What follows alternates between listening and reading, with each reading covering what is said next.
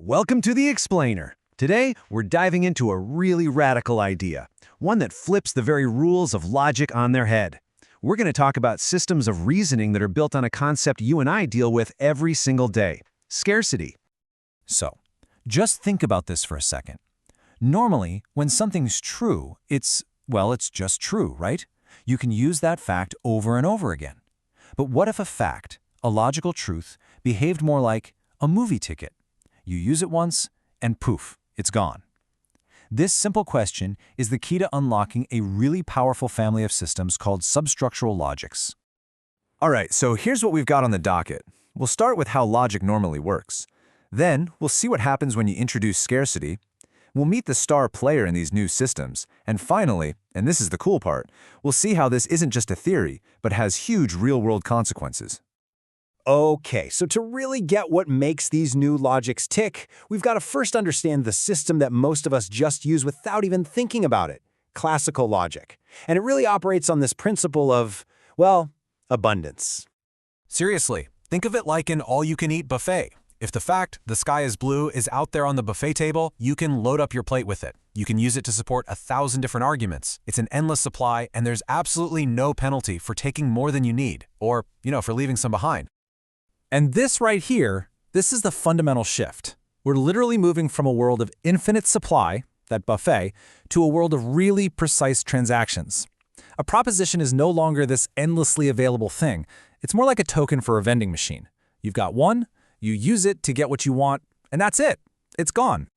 So how do we actually enforce this scarcity? How do you put a price tag on a fact? Well, this whole shift comes from challenging just two structural rules that classical logic completely takes for granted. You could say these are the rules that create that infinite buffet in the first place. Okay, first up we have what's called the weakening rule. And this rule basically says, hey, it's totally fine to have irrelevant, leftover information in your argument. So, if you're trying to prove that Socrates is mortal, classical logic could not care less that you also know the sky is blue.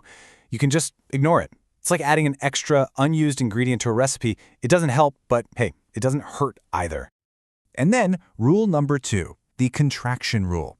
Now this is our infinite buffet rule. It's the one that says if you have a fact, you can use it once, twice, 100 times, 1,000,000 times, whatever you want. It's like you have this magical copy-paste button for your resources.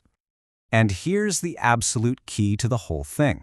Substructural logics are created simply by saying no to these rules. By restricting them or even just throwing them out completely, you force every single piece of information to be accounted for. All of a sudden, logic isn't just about truth anymore. It's a system of resource management. Which brings us to probably the most famous system built on top of these ideas: linear logic. It was developed back in the 1980s by a logician named Jean-Yves Girard. Yeah, and this quote just nails it, right? In the logic we're used to, a proposition is just a statement about what's true. But in linear logic, a proposition is like a physical thing. It's a resource, something you hold, you use, and then it's consumed. This makes it an incredibly precise tool because it throws out both of those rules we just talked about: weakening and contraction. Think about it like a chemical reaction. You need exactly 2 hydrogen atoms and 1 oxygen atom to make a water molecule. You can't just toss in an extra hydrogen and ignore it, and you definitely can't reuse the same oxygen atom twice. Every single input is used up to create the output. No more, no less. But linear logic isn't the only game in town. It's actually part of a whole family, where you can sort of toggle these rules on and off. You've got affine logic, where you can't duplicate a resource, but you can discard it. Or relevant logic, which is the opposite. Each one creates its own unique flavor of resource management.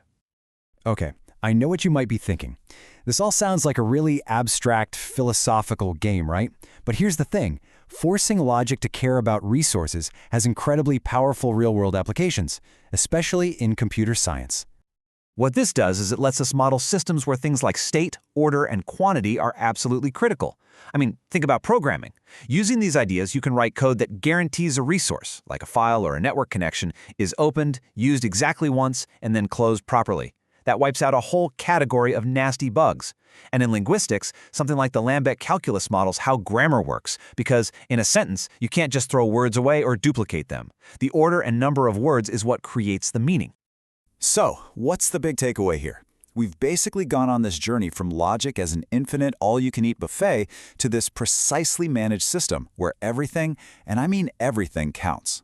Just by adding that one simple concept of scarcity, of making a truth behave like a movie ticket, we get these powerful new tools for describing the world, from computers to language, with so much more precision.